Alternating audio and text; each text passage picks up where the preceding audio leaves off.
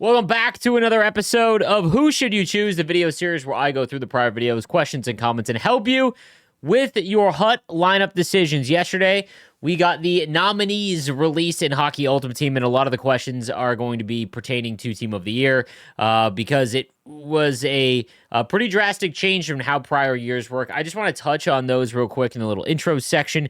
So, some confusion that was going around about these. So, essentially, what happens is there's one nominee set, and you can trade in 383 overall items or 383 and above overall items for an 85. I got it confirmed by EA that those 383 overall items getting an 85, even if you don't pull a nominee, all right, or a winner, sorry. If you don't pull a winner, let's say you pull Adam Fox, he's not going to win.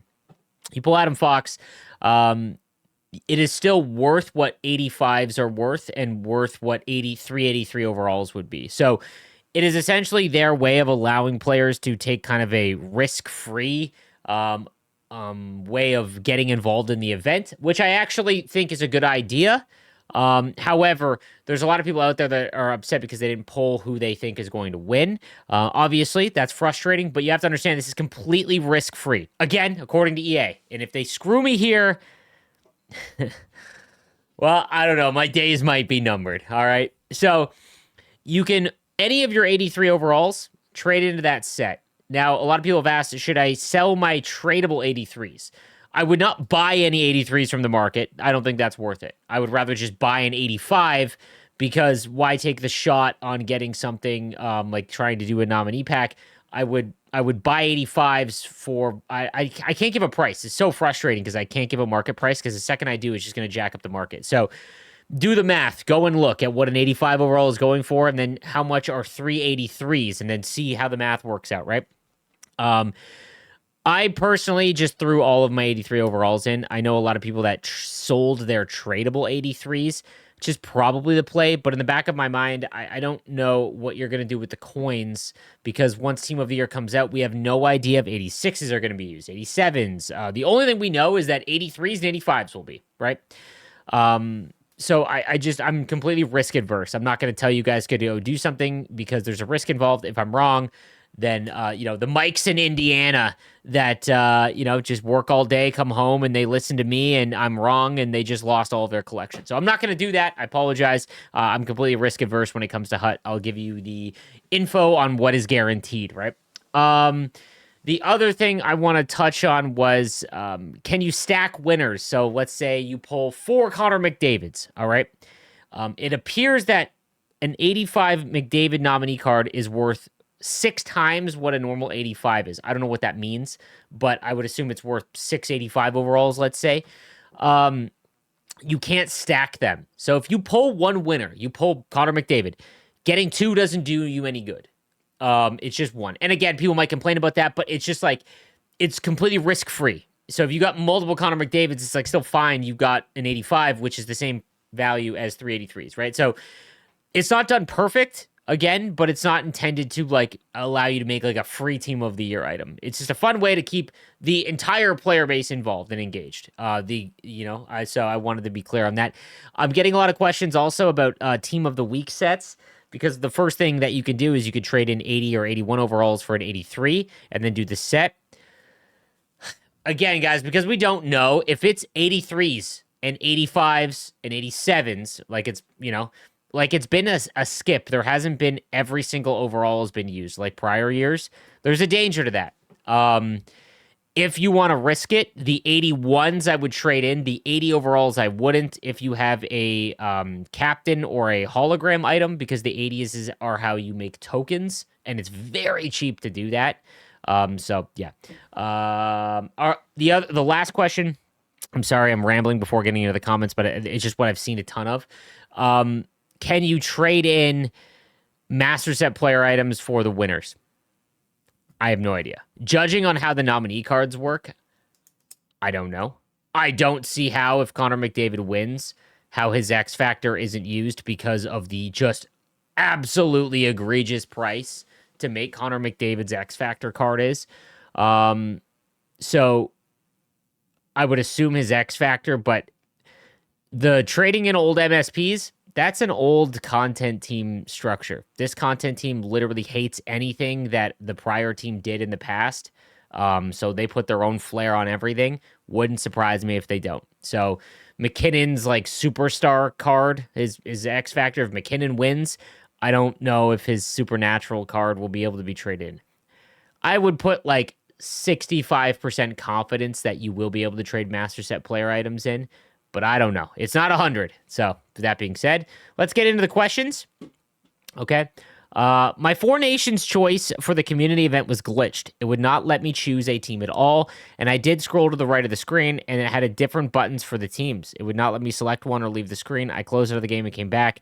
I haven't gotten those screens, and I don't have the XP counter screen with others have screenshotted. Could you see if the devs can help? I've seen others on Reddit. This is like a known issue. They're looking into it. I don't know what's causing this. So for the Four Nations event, guys, when you log into NHL for the first time, it made you select like a team to support, and then it would, give you the banner that shows you your team and all of that. I'm not sure what's gonna fix that, but I know that they're looking into it for sure. Ace Sleeves, just wondering what I should do with missing content. I got nine champs wins and never received my pack. Went through EA customer support and the rep was very nice, but couldn't do anything. Fast forward a week and it's still not resolved. So I tried to give him another rep. This guy rudely shut down my case and made it so that I can't appeal or make any further claims with EA. At this point, I really don't think I'll continue playing champs. Any advice on your end?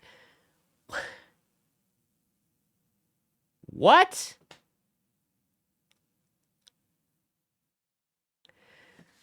I have no ability. In the past, I used to be able to message a developer and be like, hey, could you look into this? And it would never be a 100% guarantee, but the dev could like go and do the due diligence. EA Help's team is completely separate from EA NHL. So it's like, I don't know if you ever worked at a call center or whatever, right? Like it's like, I used to work for like Apple's customer support, but we were like a different company entirely than Apple. That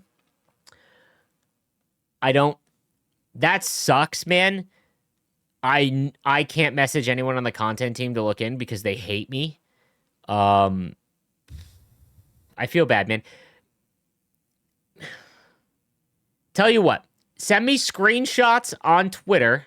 Tell me, say you're young greedy and DM me and I'll see the message and show me the screenshots of your conversation and I will try to reach out to somebody. No guarantee though. Like by 5% chance I could do anything. That sucks though, man. I'm sorry to hear that. Hey Slaves, I 100% think that they need to add a battle royale type of mode, just like they have in MLB The Show. Draft a team, win 10 games, get great rewards, go flawless, get even better rewards. This adds a really good mode for people that may not have a great team to try out players, and would also help free players upgrade their team rewards. Thoughts? Bro, this is what we were begging for. And obviously, you can't just copy one for one. But this is what we wanted Wildcard to be. Wildcard, in my opinion, since launch, has an identity problem. They try to make it appeasing to offline players as well as online players. And in the end, they just don't appeal to anyone. This is what it should have been, for sure. It sucks that it's not. I think the only way that they can make it a middle ground for Wildcard is to simply allow us to use all of the MSPs in the given week. Make it I use this as an example. My favorite time in Wildcard this year was when I wanted to try out the Gallery of Greats cards, and because I'm free to play and I don't spend any more money in the game, I can't try out multiple. Like, you just can't try out cards. I mean, it's crazy because loan cards were like the B&D cards in the past where like we wanted them out of our collection, but loan cards were awesome in the sense that you could actually try a card out. And wild card is a perfect spot for it, and they just don't do it well enough. Okay, so this is with the Team of the Year nominees out. It says that 85s are the same value as 383s. Should I trade in the 85 that I know won't be Team of the Year and reroll the set? No, because you're taking a 1 in 40 shot, or whatever the odds are, because there would be 12 winners. And the other thing about Team of the Year nominee, guys, if you get McDavid's, let's say McDavid's wins, and you get his nominee card, and McKinnon wins, you can't trade in McDavid for McKinnon. It's for that card specifically. So if you think, like, Bouchard is going to win, right? you got to get Bouchard's car to get the discount to Bouchard. Again, this isn't the perfect way to do it, but it wasn't meant to be like this super like linear way to make it. It's literally just a way for players to get involved in the event completely risk-free, which I do think is a good idea for the majority of the player base. So no, do not re-roll that. Do not re-roll that. They messed up the tuner sliders in Hut. Rookie AI now goes for body checks when you're trying to run out the clock by holding onto the puck by the boards. I'm trying to grind out 30 squad battle wins on 2-minute rookie, and notice I'm going for hits now. Now I got to pay attention every second. I can't just let my controller down. Come on, EA. I'm in the minority here. I think that there should never be a part of the video game where you have to earn something, you've got to do this. It should be that you are engaged. You should want to play the mode. And this is the biggest issue with the XP path not being where all of the rewards are. Play the way you want, right? The fact that you have to go into rookie AI to get the squad battle stuff done, you know what I mean? Like, that is the worst issue isn't that they made AI on rookie actually do something now, so you can't just set your controller down. The bigger issue is that why do you feel like you have to play on rookie in squad battles to get stuff done, right? Like, it should be that you want to play the game, right? That's the bigger issue. They need to make squad battles more engaging so that, it improves the mode overall, which is a bigger issue. It sucks that they took that away, but like it again, I know there's a lot of people out there that don't have the time to play the game religiously. Boys, I'm gonna keep it a buck with you. I haven't got the 30 wins in Rivals, or even before it was done, like the 30 wins since the second week of the game. This is legitimately my job, and I just refuse to bang my head against the wall and then preach to people that you shouldn't do that. Like, I'm with you. It's ridiculous to grind, but I got to be honest with you. Go look at my no money spent team. You're not missing out on that much. I think everyone sees these are all of the rewards that you can get. And if everyone can't earn them all, it's like, what's the point in playing? And I think it's a problem with the player base because you don't need them all to have a good team. It's a video game. You should play the game the way that you want. And yes, you should reward the grinders, and you need to keep the game on rails so that you don't get people who just no life the game.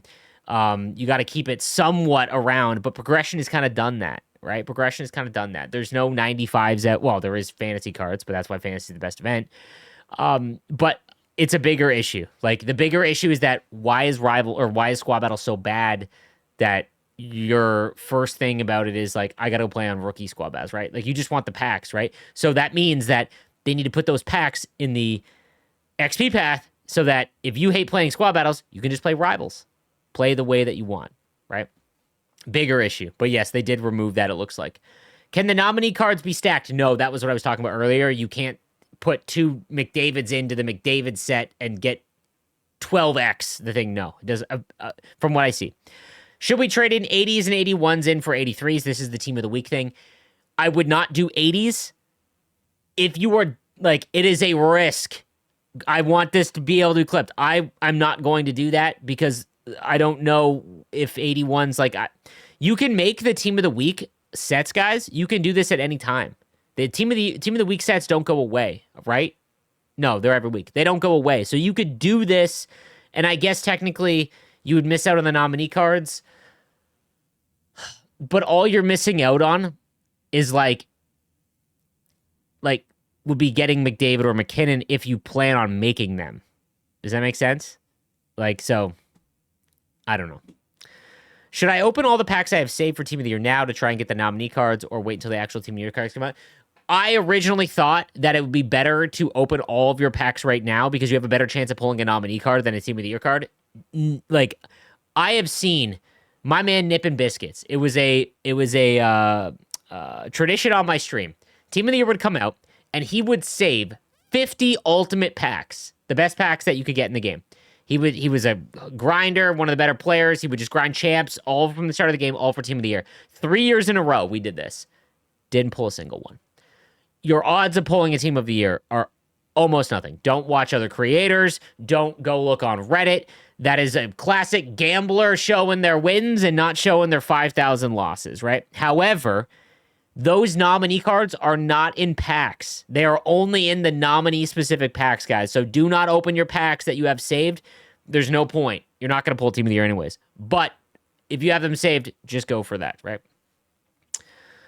Don't open them on nominees. They're not in packs. Sleeves, question about my nominee cards. So since you can only use specific cards for the winner, my question is, should I re-roll the obvious non-winners to try and get one that will win? It seems like a waste because a lot of 85 fodder, but out of my 20 or so cards I've been able to get for Team of the Year, 12 are women, who I won't use, and 4 are goaltenders. Should I keep the nominee cards or fodder? No, it would make no sense. Just hold on to them because it's an 85 that you can use for whatever card you do want to make. Is there any chance of us getting more XP bonus levels? Being in Division 1, it only takes 3 games to complete a tier, and I only have 1 bonus level left. Even a few collectibles would make me happy. Yeah, it does look like they've made it very easy. This is the change in rivals, which I love, and thank God they walked back the nerf of squad battles. Shout out to you guys for complaining and getting that done. But now, because people grind rivals so much, like Division 1 and 2 specifically, because we got the big XP bump, like, I think it jumped up to 2.1 for Division 2. So if you're in one of those divisions, it's much faster, as it should be. I think that it should be... EA's content model does not allow for unlimited packs. Like, they always put the game on rails to try and make the player base rubber band and not explode out. So, like, for example... giving out tradable Hut Champs cards if you got top 100. That used to be a thing. It was like the top 20 players or top 5 players got a tradable, like, insane Hut Champs card. But the problem was that they would sell those cards for like 2 million coins. And then those players could then use 2 million coins to make an even just more insane team, right? They are very, like... I don't agree with this. If someone can get a absolute stacked, loaded team by playing the game an exceptional amount, let them. Like, let them. I gotta be honest with you. The amount of ice tilt conversations that we've seen, it shouldn't matter. Right?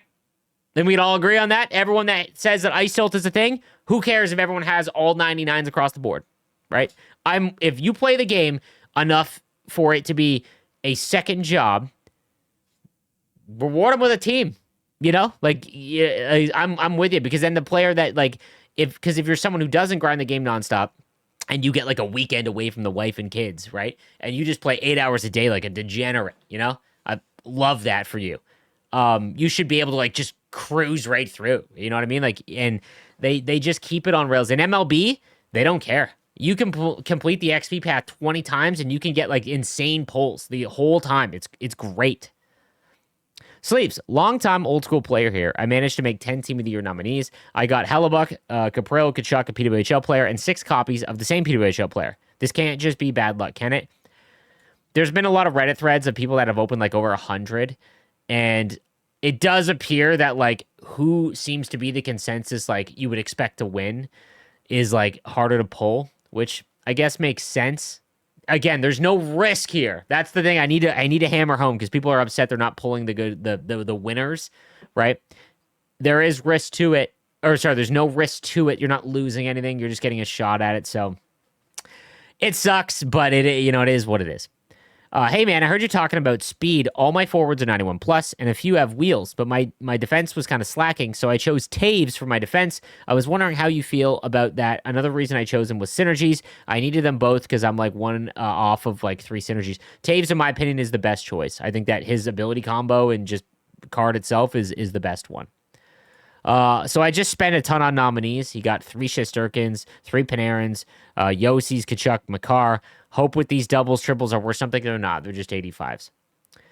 For those who are sick of getting the same players this event every year, you can do what I did and try to hopefully change it and go vote. And I voted several times over and over again for all the 9 cards that are not McDavid and Makar, just to hopefully... Mike? I don't mean the bearer of bad news, brother. But there is no vote. I don't think. Was it a vote? No. I think You're confusing on the site, make your team of the year. That was just to like post on social, man. There's no vote. Love the grind? No vote. So, I also like I don't think there should be a vote. It sucks that it's the same players, but if the event is the best players of the calendar year, like McDavid not getting it would just be simply absurd.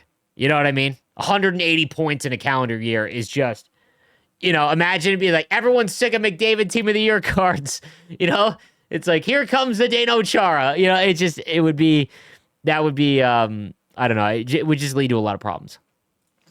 That's going to do it for this episode of Who Should You Choose, guys. I will do a Who Should You Choose episode every day throughout Team of the Year because I feel like it's just the event that has the most focus. Everyone wants to make sure they don't make a mistake with their limited resources. So even on the weekends, this is a video that I do Monday through Friday. I will do it Saturday and Sunday as well, all the way through. Make sure you're here for the live stream. Yesterday during the nominee stream, I think I got up to like 1,700 viewers, which is just absurd. If you want to watch the reaction on Friday for the full Team of the Year drop, it comes out at 1 p.m. Eastern time. Oh man, early release. And if you're at work or whatever, and you're able to throw me up on a second monitor or your phone, it's usually my biggest stream. So we'll walk you through everything. And then if you miss that, I will have a video up right after the stream covering the entire event and what I would recommend. But I'll see you guys then.